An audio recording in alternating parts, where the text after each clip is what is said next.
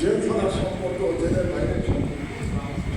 কিন্তু দুর্ভাগ্যের বিষয় আমরা এত কষ্ট করে আমার দেশে আবার চালু করেছি, আমার দুই ভাইয়ের কারো এখন পর্যন্ত সময় হয় নাই আমার দেশ অফিসে যাওয়ার। সুতরাং ভবিষ্যৎ কেমন হবে, ইংরেজিতে একটা কথা আছে, মর্নিং শোজ দ্য ডে। তো মর্নিং শোজ দ্য ডে যদি আমরা গত 1 বছর ধরে নিই, তাহলে মাহমুদুর রহমান এবং আমার দেশের ভবিষ্যৎ কেমন হবে এটা মোটামুটি আমরা আন্দাজ করতে পারছি। কি কি পারসিকিউশন হতে পারে?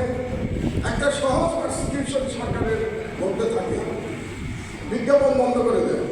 তো প্রথমেই যেটা করা হবে, আমার দেশে বিজ্ঞাপন বন্ধ করে দেওয়া, এবং এটা বলতে হবে না, মন্ত্রী মহোদয়দের বলতে হবে না, খালি সিগন্যাল দিলেই হবে যে আমার দেশের সাথে সরকারের সম্পর্ক ভালো না, আমলারা বাকি কাজ করবে।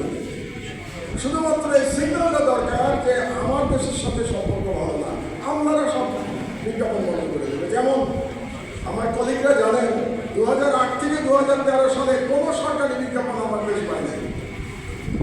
সরকারি কেন, বেসরকারি বিজ্ঞাপনও পায় নাই, এখনও পাই না।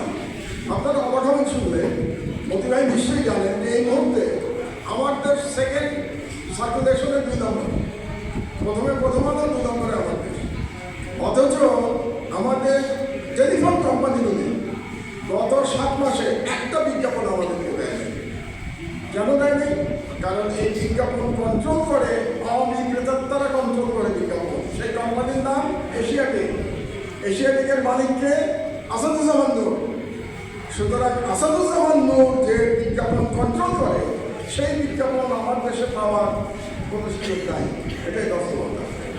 কিন্তু আসাদুজ্জামান নূরের কোম্পানি আওয়ামী লীগেও ক্ষমতাবান ছিল, এখনো ক্ষমতাবান, সামনে যে মন্ত্রীরা বসে আছেন তাদের সময় ক্ষমতাবান থাকবে। আমি আপনাদেরকে লিখে দিলাম, কিছু করতে পারবে না তাদের।